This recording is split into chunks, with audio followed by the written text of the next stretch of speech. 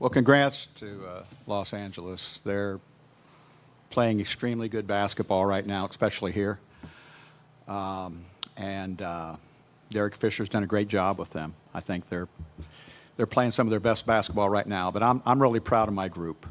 You know, in a difficult year, pretty inspiring what they did and some of the things that came out to play in a year where we had to reach down a little bit.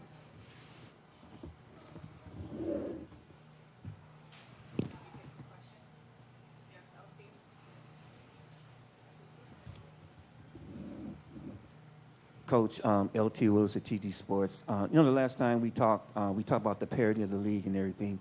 But tonight, watching you guys play and everything, actually, you guys should feel pretty good knowing that next year you have your weapons and stuff and the way you play tonight and everything.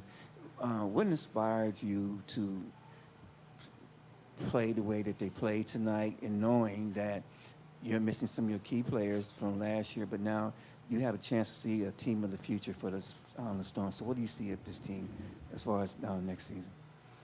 Well, I think you got to look at the players. You know, the reality of it was the culture of this group of players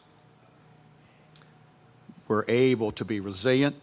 They were able to grow into different roles. You know, here's two examples right here, you know, and kind of really get locked in on what this team this year needed. And pretty inspiring, I just got to tell you. I mean, it really is. If you've been along our road. And the other thing is a group they were so collectively good at. We were going to hit some bumps in the road. And every time they hit a bump, they just kind of dug in and came back and got us to another peak. There, you know, and you want every year to end with a win, but you also want years that push your franchise forward. In one that we could have taken a step back, I think we actually went forward. Joseph DiPolito, Seattle Times. I'd like to ask all three of you, what did the Sparks do on defense to frustrate your team? And in the second half, the Sparks picked up their defense. They played more aggressive, and we got back on our heels for a little bit. But we fought back too at the end of the day too as well. But the Sparks just came out in the second half with more energy and just that fight. So I'll give credit to the Sparks what they did tonight. Yeah, I agree with Tosh, but I think also they load the paint. You know, we're a type of team that when we're able to get into the paint, there's great things that happen, and they force us to take a lot of outside shots. And, you know, unfortunately that we weren't able to make, you know, those shots in the second half. And, you know, they were able to go on runs. Also, turnovers. That's when they got to score and transition in the second half. And like Tasha said, they just came out aggressively, and they wanted it more in the second half. So, well, they're a long team, you know, and there's situations where, you know, I think we tried to play and create separation and like that. But truthfully, you know, they're a deep team. They're a long. So, you know, we were shooting over situations of length in certain situations, but they're also a deep team. You know, when you look at the input of Weiss, Shanae, and Beard, you know, that's a plus 30, 29, and 26 in the score. So they were pretty impactful. Hey, Coach. Cameron Buford, What's Good in Sports? Obviously, you want to win every game or win the last game, as you stated.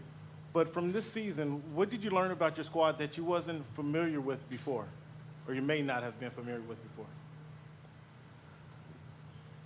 Well, I think that it's a team that's still growing.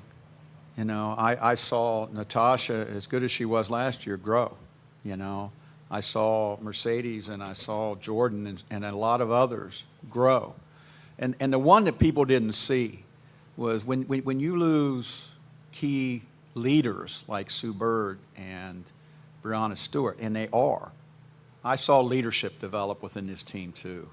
And that's sometimes the one that just, you know, it's really hard to replace. But I saw this team, you know, and that's our job as coaches, is to develop leaders. And I thought this team was pretty receptive to some new roles where we asked them to lead within the team. Coach, Natasha had 12 first quarter points, and she picked up her second foul. How much did that, if at all, throw off the rhythm of what you wanted to do?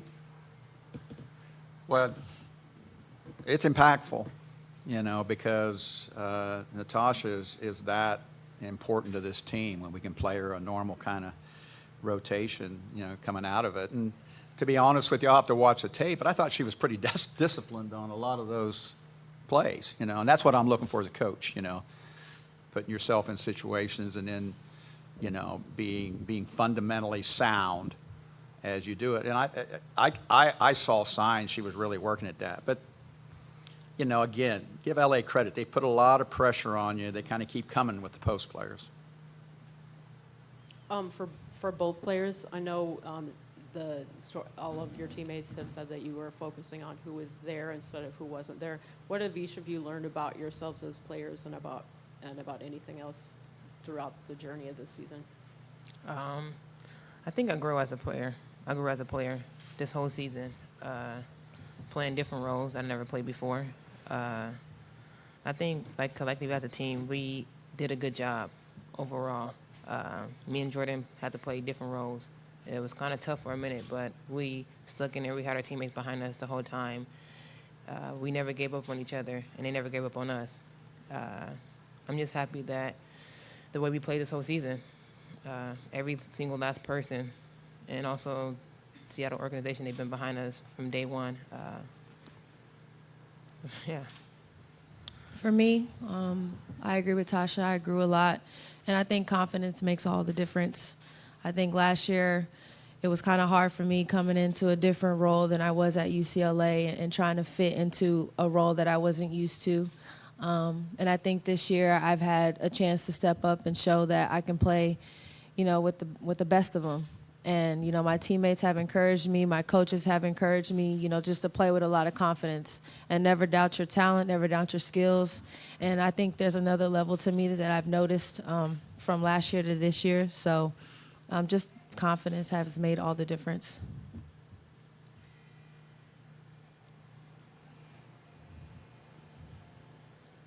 Michelle Smith, WNBA.com. Dan, I apologize if this is a repeat question. I just got in.